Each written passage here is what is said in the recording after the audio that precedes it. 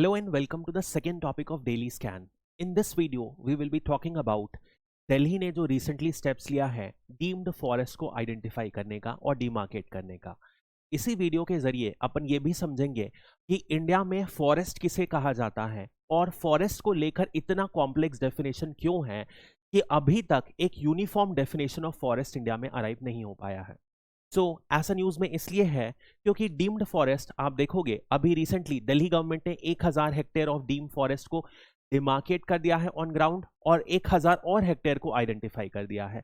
अब होता क्या है, इस डिमार्केशन को आजकल रिमोट सेंसिंग सैटेलाइट से और ड्रोन्स की मदद से डिमार्केट किया जाता है। और फाइनली यदि अपन बात करें दिल्ली गवर्नमेंट ने ऐसा क्यों किया है, कैसे किया है, ये अपन समझते हैं। तो सबसे पहले ये जानना होगा अपने को कि डीम्ड फॉरेस्ट क्या होता है, जो अपन इस वीडियो में समझेंगे, और ये नॉर्मल फॉरेस्ट से कैसे डिफर करता है, ये बहुत ज्यादा जरूरी है।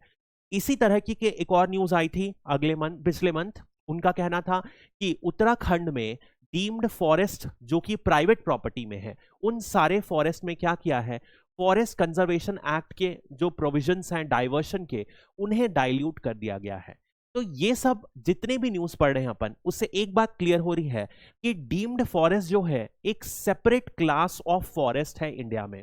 क्या है ये और कैसे डिफर करता है जो फॉरेस्ट की क्लासिफिकेशन दी गई है फॉरेस्ट कंजर्वेशन एक्ट 1980, उससे कैसे डिफर करता है, ये अपन डेप्थ में समझेंगे। तो सॉरी, तो सबसे पहले यदि अपन Indian state of forest report यदि अपन देखें, तो ये जो रिलीज होती है ministry of environment and forest and climatic change, और इसके अंदर एक बॉडी है फॉरेस्ट सर्वे ऑफ इंडिया, ये एनुअली इस रिपोर्ट को रिलीज करती है। इस रिपोर्ट को समझने में के आप तो दो टर्म्स दिए जाते हैं, एक होता है फॉरेस्ट एरिया और एक होता है फॉरेस्ट कवर। दोनों में क्या अंतर है और कौन सी डेफिनेशन है फॉरेस्ट की, उसको समझते हैं।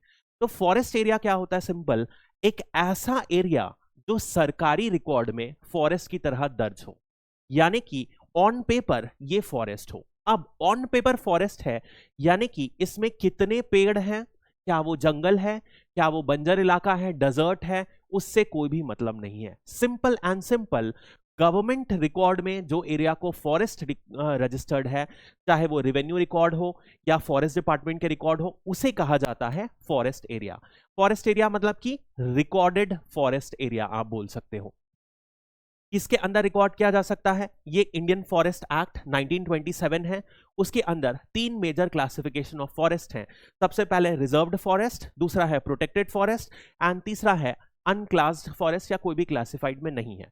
तो यदि आप देखोगे तो इनमें क्या रहता है, रिजर्व्ड फॉरेस्ट जो रहता है, यहां पर हाईएस्ट डिग्री ऑफ प्रोटेक्शन दी जाती है। यहां पर सारी की सारी चीजें प्रोहिबिटेड रहती हैं अनलेस अलाउड। इसका एक स्टेटमेंट बोलते हैं, all things all human activities are prohibited unless permitted, यानी कि इस रिजर्व्ड फॉरेस्ट में कोई भी इंसान जाके ग्रेजिंग नहीं कर सकता, यहां से टिम्बर या फॉरेस्ट प्रोड्यूस कलेक्ट नहीं कर सकता, जो प्रोड्यूस है बेर हो गया, छोटे छोटे जो रहते हैं हनी कलेक्शन, इस तरीके के काम भी माइनर फॉरेस्ट प्रोड्यूस भी कलेक्ट नहीं कर सकता इस एक्ट में 1927 के तहत। बाद में जो प्रोविजंस आए उसमें परमिट किया गया है, जैसे फॉरेस्ट राइट एक्ट 2006 के, बट इस एक्ट में सोली ये प्रोविजन नहीं है। इसके अलावा प्रोटेक्टेड फॉरेस्ट में क्या है, all things are permitted unless prohibited, मतलब कि आप इसमें लेसर डिग्री ऑफ प्रोटेक्शन आप एक्सपेक्ट करते हो, और यहां पर यदि कोई चीज एक्सप्लिसिटली मना किया गया है तो वो आप नहीं कर सकते, बाकी सारी चीजें आप प्रोटेक्टेड फॉरेस्ट में कर सकते हो। और इन दोनों के अलावा जितने भी फॉरेस्ट हैं जो लोकल लॉस, पंचायत या किसी भी और लॉ के अंदर डिक्लेयर होता है, वो अनक्लास्ड फॉरेस्ट में आता है। ये 3 मेजर टाइप्स हैं फॉरेस्ट के। बट इसके विपरीत एक टर्मिनोलॉजी जो आईएफएसआर रिपोर्ट में ही मिलती है, वो है फॉरेस्ट कवर। अब फॉरेस्ट कवर क्या है, ये होगा ऐसी लैंड, सारी की सारी ऐसी लैंड जो एक पर्टिकुलर एरिया से बड़ी हो, यानी कि 1 हेक्टेयर से ज्यादा इसकी एरिया कवर कर रहा हो, और साथ ही साथ प्लस, मतलब इन एडिशन टू 1 हेक्टेयर एक और कंडीशन है कि ट्री कैनोपी डेंसिटी जो होगी 10% से ज्यादा होगी।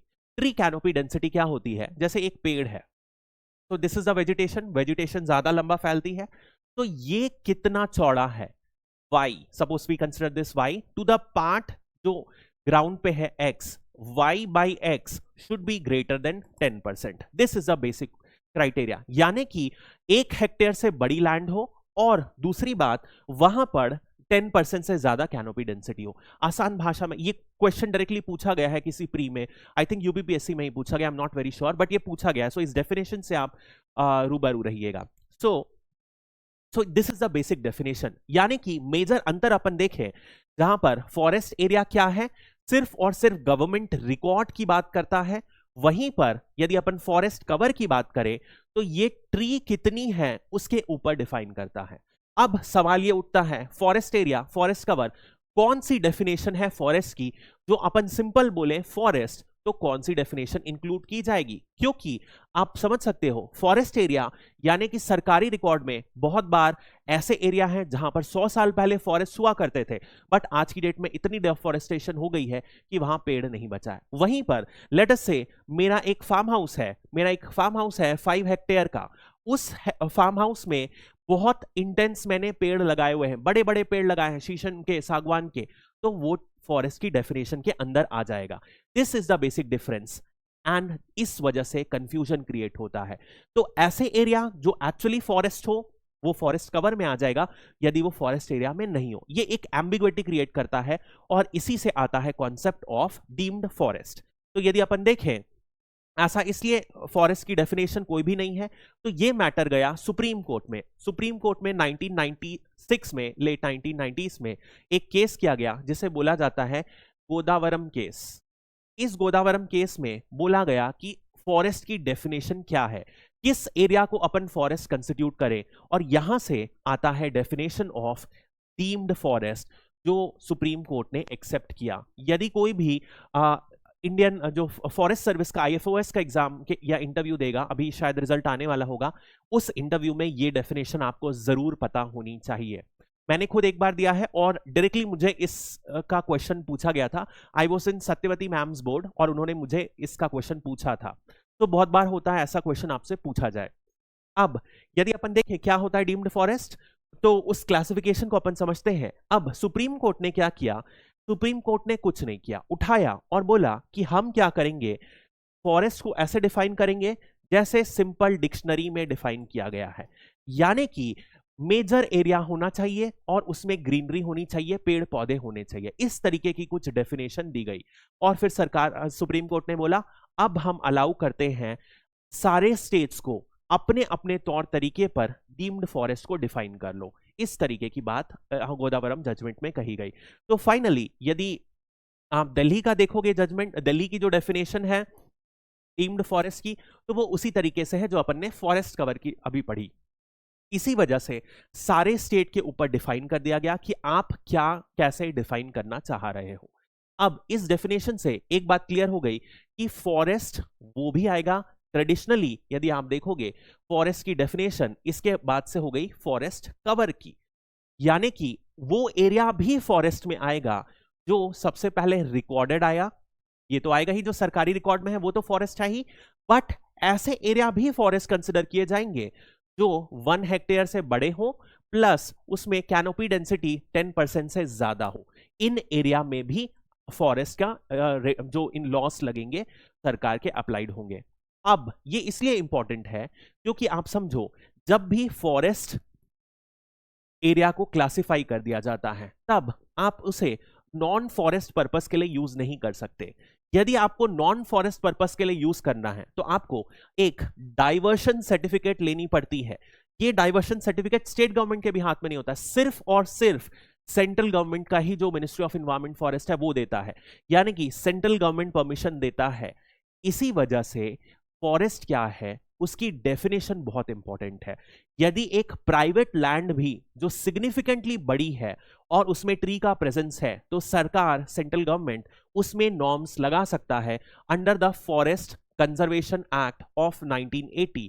This was the meaning and importance of Godavarman judgment. Godavarman judgment ने क्या किया, बोला कि फॉरेस्ट सिर्फ और सिर्फ रिजर्व्ड प्रोटेक्टेड फॉरेस्ट या जो फॉरेस्ट एरिया डिफाइन किया गया है उस तक लिमिटेड नहीं है, बट वो सारे एरिया में है जिसे अपन ट्रेडिशनली डीम्ड फॉरेस्ट कंसिडर किए जा सकते हैं. वो फॉरेस्ट जो आम भाषा में अपन देख के फॉरेस्ट बोले, यानी कि गोदावरम जजमेंट में सुप्रीम कोर्ट ने लिबर्टी दी सेंट्रल गवर्नमेंट को कि आप जो भी चाहे एरिया फॉरेस्ट की ट्रेडिशनल डेफिनेशन को पूरा करता है उसमें ये अप्लाई कर सकते हो।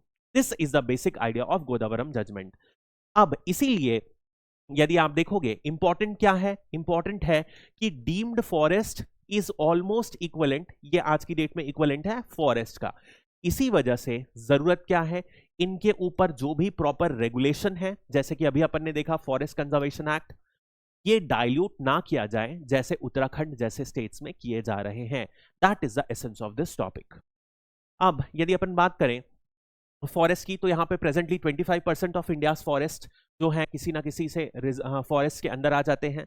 ये फॉरेस्ट की डेफिनेशन फॉरेस्ट एरिया की बात कर रहा है, जिसमें forest cover plus forest area plus tree cover को भी लिया, यानी एक तरीके से फॉरेस्ट आप मान सकते हो जो डीम्ड फॉरेस्ट है उसके तहत। अब ये इसलिए इंपॉर्टेंट है क्योंकि जो फॉरेस्ट है ना, ये बहुत तरीके से हमारी लाइफ को इन्फ्लुएंस करता है।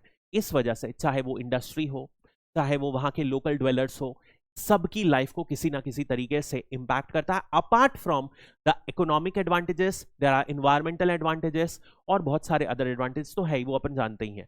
तो जल्दी से अपन एक क्वेश्चन करते हैं। According to the National Forest Policy of 1988, what is specified for land area under forest at national and mountainous region respectively? कितने percentage of area national level पर और माउंटेन्स में फॉरेस्ट के होने चाहिए? So the answer is at the national level ये कितना होना चाहिए? 33% होना चाहिए, और माउंटेनियस रीजन में ये 66% होना चाहिए। So the answer would be C. So that's all for this topic. Thank you.